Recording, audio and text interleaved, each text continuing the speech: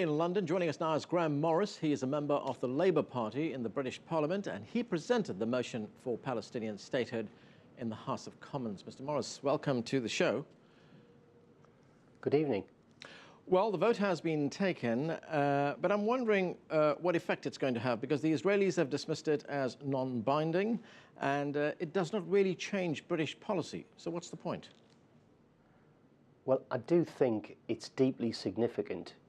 Many commentators are describing it as an historic vote, because although it's quite right to say it isn't binding on the British government to recognise State of Palestine alongside Israel, what it is a clear indication of the will of Parliament and of very strongly held views around the country.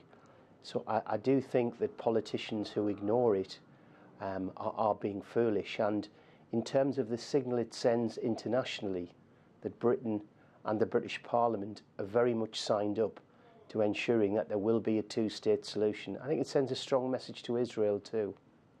You mentioned the point of view around the country, and I'm wondering why now? Have you seen a significant change in British public opinion over the last few weeks or over the last few months? I think we're at a watershed, and perhaps the peak of pro-Palestinian feeling and a sense of outrage was the consequences of the incursion into Gaza and the terrible loss of life and the destruction of civilian areas and infrastructure.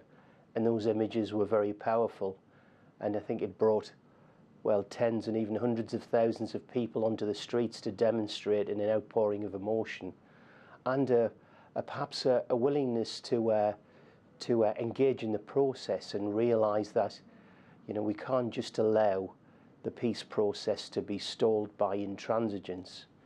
And perhaps it's a good thing for Israel too to know that there are countries like the United Kingdom, which has a long and historic and even a moral obligation to be involved in seeking a just settlement, that they're willing to use their expertise to bring about a solution to this crisis. Right, let's look a bit beyond Britain right now. Sweden has also announced its intention to recognise a Palestinian state. How significant is that? Well, I think it signifies a change in mood across Europe, and perhaps even further afield. Sweden recognised, I think, a week before the vote was taken in the House of Commons, and my understanding is other countries, Spain in particular, will be having a vote on whether to recognise the State of Palestine. I believe other EU nations will too, and I think it may be significant too in persuading the EU to take a more direct role and become more engaged in re-energising the peace process.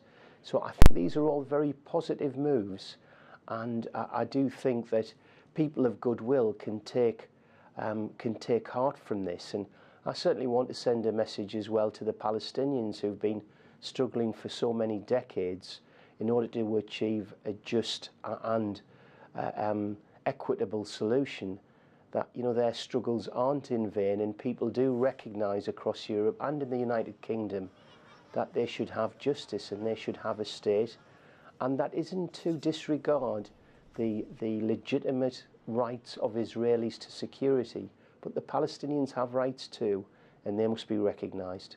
Does it really matter what Europeans think when Israel continues to enjoy the unwavering, unshakable support of the United States? Well, I think it does matter.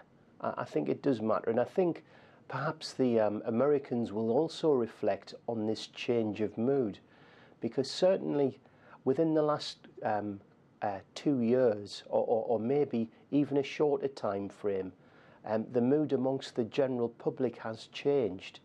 And whereas Israel had virtual immunity from criticism, I think in the wake of the terribly disproportionate intervention in Gaza and the subsequent and deepening occupation of the West Bank, the expansion of illegal settlements, the land grab of almost 1,000 acres between Bethlehem and Jerusalem. These issues are burning injustices that are clear to the general public, and I think governments, Western governments, can only ignore those at their peril. Are you confident, sir, that there will be a two-state solution, given all those factors that you just mentioned? I believe that's a right and just settlement to have a two-state solution. I don't think it'll happen tomorrow, but I do think we're moving in the right direction. And I think all people, whether they are supporters of justice for Palestine or whether they are true friends of Israel, would support such a two-state solution. Grahame Morris, British Member of Parliament, thank you for joining us, sir.